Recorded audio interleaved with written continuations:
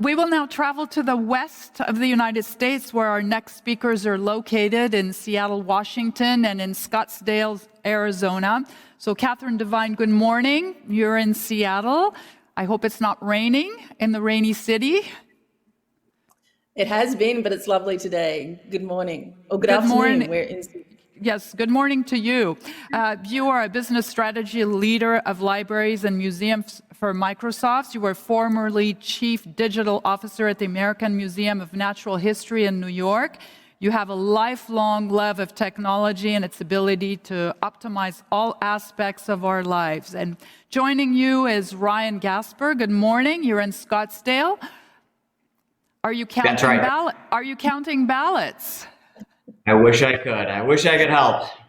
Yeah, we all do. We all do. You are a marketing and general management professional for more than 17 years in Fortune 500 companies, and more recently, director for brand strategy and partnerships for Microsoft. So thank you both for being with us today. You're going to tell us more about digital transformation and culture. And Catherine, you're going to start us off. Yes. Well, thank you so much for the opportunity to speak today.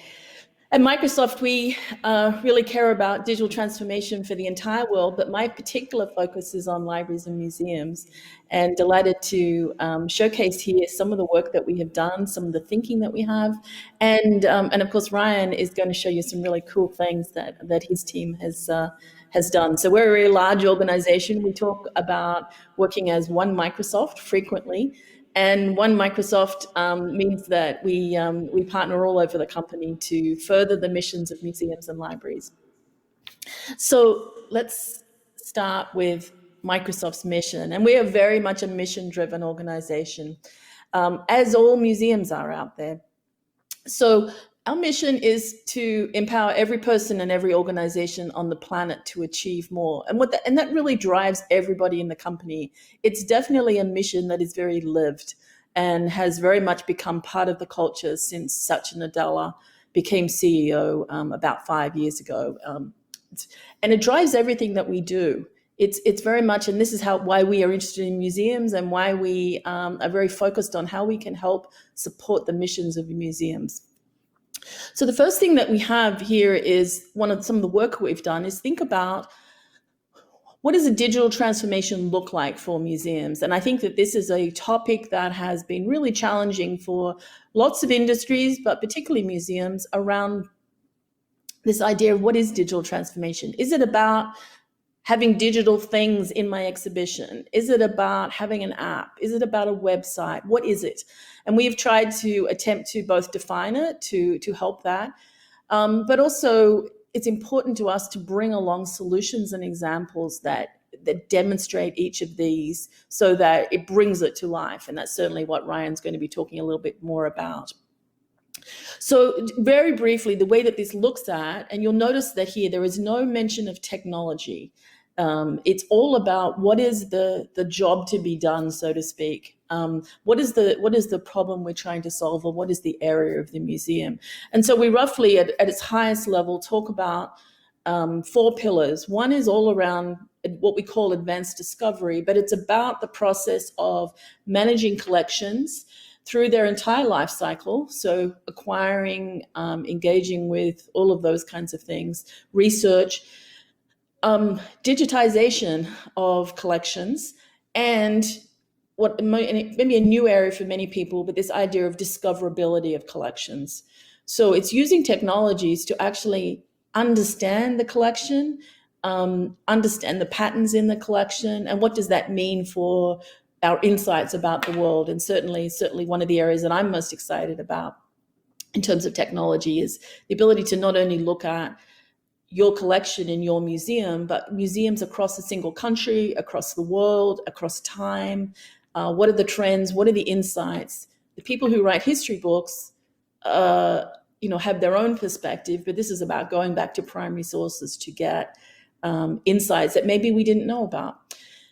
Visitor experience is all about what it sounds like, the experience of the visitor to the museum. So whether that is the process of developing exhibitions or exhibiting exhibitions, the process of people visiting permanent galleries, and what is their interpretive experience? How do they understand what they are looking at, and why it is significant and why it is important. The education section, which is, what does outreach in education look like, and how can we modernize that? And then, of course, beyond the walls, which is very much the conversation of 2020, which is that, what about all those people who aren't visiting the museum? And we've been very focused on a physical building for many years, rightly so. But now we're increasingly looking at the fact that the audience who are outside of the museum, who are visiting digitally in one way or another, is actually often substantially larger than the physical audience. And it's never about doing this at the exclusion of the physical audience, but it's about understanding how to engage with those and how to engage with them authentically in a way that actually furthers your mission. Then we have dynamic operations, which is all about how do you most efficiently run your organization? How do you most efficiently think about collaborating, remote workforce, as many of us are dealing with right now? How do you understand business intelligence about your audience and their behavior, and how does that inform decisions in your organization? How do you optimally fundraise if you're a fundraising organization, and so on? There are actually many, many triangles here. We could only fit in 4, but you get the idea. It's about how can I most efficiently run my organization to reduce the cost of running it so that those funds become more available to further our mission. And then finally, intelligent environments, which is really all about the physical building. And it's about smart buildings. How can you use technology? This is something many people haven't thought of. How can you use technology to optimize energy use? How can you use it to preserve your collection and the environment that your collection is involved in? All of these things. And then, of course, is safety and security. How do we best optimally manage safety and security in these often landmark buildings, which are targets of varying types, to best manage and respond to security threats or to theft of priceless collections? So this is just a very, very quick run through, but the idea is this is how we talk about at Microsoft. We talk about the museum's world and thinking about, well, what is digital transformation and how can we best support it? And then the idea is to bring along examples or solutions, and part of my job is to actually try to create an ecosystem of solutions that meet these needs and do it in a way that makes it very affordable and accessible for museums, and out of the idea of bespoke software and into much more platforms that are what we call SaaS, software as a service, but very accessible and subscription-based and those kinds of things. So I'm going to show you one example, and then Ryan is actually going to go into all the others. So let me just quickly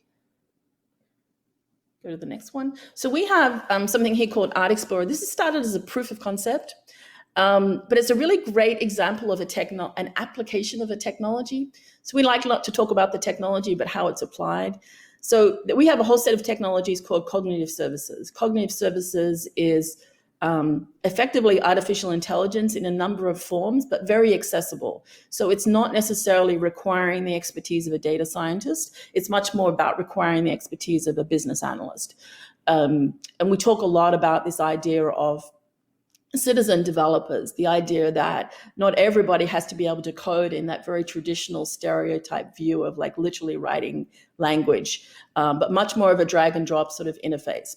But cognitive services has a number of services, and we've demonstrated 2 here.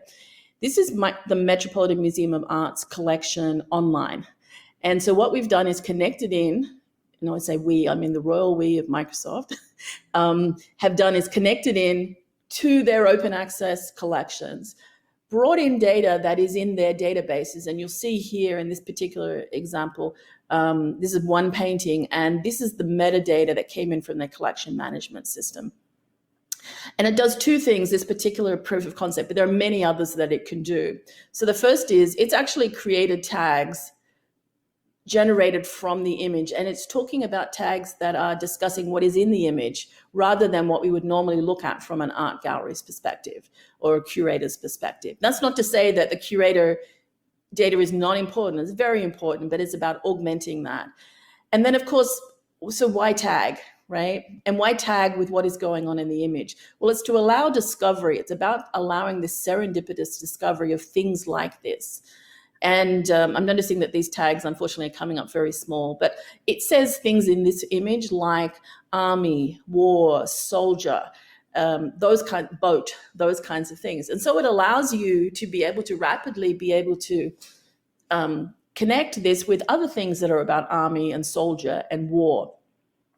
And so you get this idea now that you can now rapidly discover things elsewhere in the collection or in other collections within the same museum or the same country that are similar, have some sort of relationship. And certainly when you think about a visitor experience, sometimes visitors are interested in serendipitously exploring the collection. And so it provides that layer, but also allows you to, for example, look at, in this case, what is the depiction of war over time, over countries, over centuries even? And how has that changed? And what does that do to inform our sort of like knowledge of the world and its history? The other thing this does, and fortunately I'm not sure why it's not showing up, but it also shows what is visually similar. And so hopefully down here it's cut off, but you can see a little bit here of this idea that this is a visually similar painting because it depicts similar kinds of things happening or has similar colors. And this is purely a color analysis and style analysis. But in this particular case, this particular painting down here at the bottom in the middle is actually from the European collection, whereas this painting here that is in focus is actually from the American wing. And so these are actually two completely different collections and curators within one museum. And clearly it's about creating connections across the museum so that you can actually see that there was remarkably similar kinds of depictions in this particular era in completely different collections. So hopefully it gives you some sort of idea about what is possible. The great thing about this technology is instead of manually tagging this yourself, which could take you years, particularly in very large collections, that this is a very accessible technology that can run, depending on the size of your collection, in a day to a week, right? It's very fast. You can do it online. And then apply it into an application that someone's building. So I'm trying to sort of indicate that technology is no longer the domain of people who have significant expertise, technical expertise, and no longer the domain of very expensive or inaccessible to museums. So I'm going to, with that, move on and introduce you to Ryan, who is... I'll let Ryan introduce himself and explain what he does. But he's a great colleague here at Microsoft and really invested in this space. Thanks, Catherine, and thanks everybody tuning in, and Muriel for hosting this. Appreciate it. I'm going to jump there. So the team that I sit on at Microsoft is adjacent to, but very symbiotic with Catherine's team. And I'll get a little bit into that. But the team at Microsoft I sit on is within the Microsoft brand marketing side of the house. So I and a number of my colleagues lead collaborations really at the intersection of culture and technology across a number of verticals that we know audiences that we care about as Microsoft care about as well and are passionate about. And those include things like sports, music, fashion, arts, entertainment, and social good. And the breadth of what we do can be found at Microsoft.com/culture. I say that just because that's the easiest landing environment to actually get a sense of what we do. I'm going to take you through a couple of examples. I myself lead the art and culture vertical for our team, which leads me to working with a lot of cultural institutions down to galleries and artists and estates. And I'll walk you through one of the projects that we worked on and launched recently with the estate of Saul LeWitt. And this project started probably 2 years ago, so well before the current realities of COVID were steeped here. And originally, we were actually working with the estate to bring to life, mostly the lens was through mixed reality of how can we actually bring Saul LeWitt's wall drawings specifically. And we were talking with Mass Mocha, who has an entire gallery of these, to life with mixed reality, things like HoloLens, things like AR. And obviously the last 12 months have required us, or even nearer term, to pivot a bit. And we leaned in more heavily with the app itself that was always a companion piece to this, but really took priority, obviously, when realities of museum closures and quarantines took shape. So the app itself is a testament to the way that we like to collaborate with institutions and estates. It's not a pay for naming rights type engagement. Really, the way that we approach each of our relationships and collaborations and partnerships is first and foremost to listen to the partner on the other side of the table, listen to their objectives, understand challenges that they're going through. But ultimately, and true to our mission, we are looking to empower our partners through the use of technology in a unique and compelling way. And the estate really wanted to unlock access to Lewitt's archives, as well as give new art fans that might not be as familiar with Lewitt and obviously his amazing legacy, a way and a means to interact in a very relevant and modern way. So we narrowed in on the app that you're seeing here. If you go to Microsoft.com/Lewitt, you can download it across any platform. It's filled with a lot of content from the estates that's never been unlocked, but it's not just about access. Obviously, as the group, I'm sure, on this conference knows all too well, it's about the stories that you tell around the piece. And the estate really wanted to lean into Saul's process, his impact, and his influence, as much as it was about the pieces themselves. So we've got a couple of interesting entry points using technology really as the appetizer for the entree, which is learning more about Lewitt's indelible legacy. So one of those is actually using Microsoft AI. So you can hold up your device in front of a wall drawing, or today, more likely on your computer at home, if you're not near a public wall drawing, and hold it up, and it, through computer vision, sees and scans and brings up information about that wall drawing. But then that's really just the tip of the iceberg of getting in deeper on all of Lewitt's legacy, how that specific piece was developed, what a lot of the information behind that layer really is. The next one was actually a virtual tour of a time capsule, which is his Chester, Connecticut studio tour. So through photogrammetry, we enabled a virtual tour. We added additional hotspots, if you will, throughout, really to allow the user to zoom in on certain aspects. So it's almost a curated virtual tour. So instead of just affording people the luxury of spinning around in 360, there is a story to be told with each of these elements, from his drafting desk to obituaries that he had on his pinned up to his wall and things like that.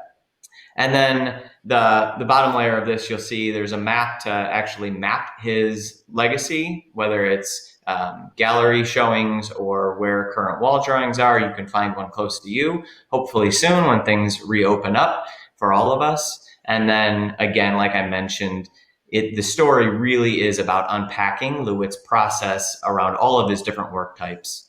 So this was one project that we launched recently that I thought I'd share.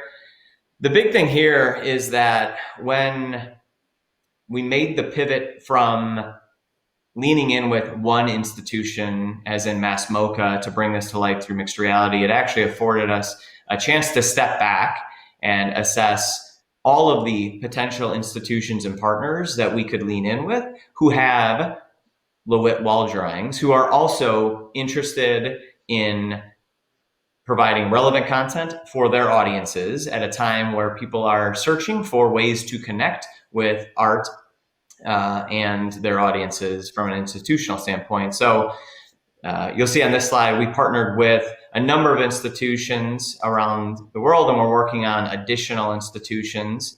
This was really I would say the phase one, but the Met, SF MoMA, Mass MoCA, Paula Cooper Gallery, and we worked with them and their social teams to unlock the access to the app, and actually promoted a couple of these tweets also to give them relevant content during a time where their audiences are eager to engage with their collections, but aren't obviously able to visit the institution. So it really was a testament to bringing together a coalition of institutions around this project. So I'm going to flip hats really quick. So in addition to the work that I help spearhead around arts and culture within the Microsoft brand partnership space, I also co-lead one of the Microsoft AI for Good programs called AI for Cultural Heritage. AI for Cultural Heritage is a 5-year commitment that Microsoft has made to help apply technology, specifically AI, to help preserve and celebrate and hopefully unlock access to historical artifacts, people, places, and languages.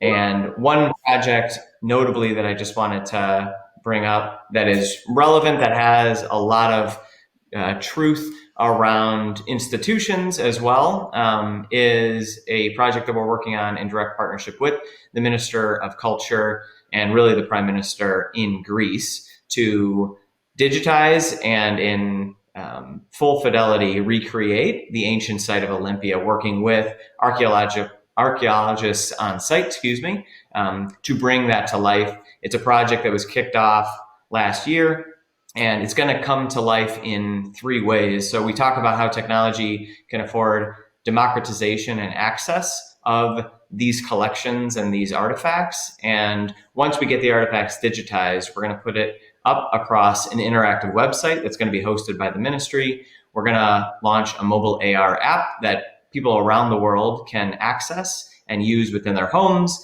and or when you're on site, if you are afforded that luxury, hopefully again near term, to go to the ancient site of Olympia, you can actually take a walking tour and put Zeus's temple right on the ruins where it stands, or where it stood, and actually take a tour of both the outside as well as the inside.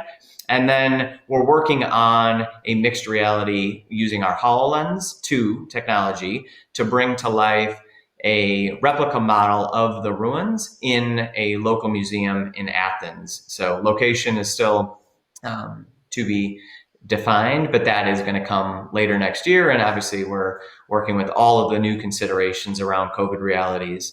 But the nice thing about this project is the multiple touch points and ways to interact with this then afford audiences globally, as well as educators, to be able to unlock access to this information as well. And I think that was it. Okay. Thank you very much, both of you. We do have a question, and I want to apologize to the people who sent in questions for the last presentation. We had a little bit of a technical problem, and I didn't get the questions. But I do have a question. I don't know who wants to answer, either Catherine or Ryan. The question is, how is the metadata protected and shared between digital institutions, archives, and end userships? Is it open sourced or protected? And how are private collections able to secure or share their information, metadata between, say, open and closed data tools? Could I use this information in Cassandra, or is this a Microsoft-only state? I'm looking for interoperability between metadata systems. I guess that's more for Catherine, this question. Yeah. I'm not sure I'm an expert on metadata systems. I think in the cases that we are using here, we are actually using the open data collections of these museums. So it's not about, we haven't done this with anyone who has completely internal collections. So it's a reason to do open data.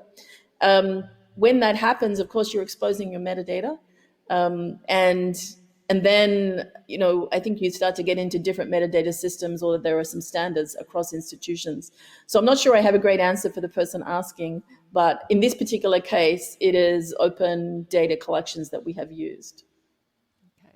Yeah. Do you want to say anything, Ryan? Yeah, I'll add to that. Absolutely. When we worked with the Met or Tate on applying our AI and cognitive services to them, we were working with their open access collections. I would say that these APIs, though, are able to be used within your own internal channels. So if you just wanted to use the APIs and host it locally, that's absolutely something that you could do as well. Okay. I thank you very much, both of you. I know it's early in the morning over there, so thank you for being with us. Thank you for joining us, and have a great day in the United States. Hopefully you'll have a president by tonight. Thank you so much. Yes, absolutely. Take care. Bye. Bye-bye.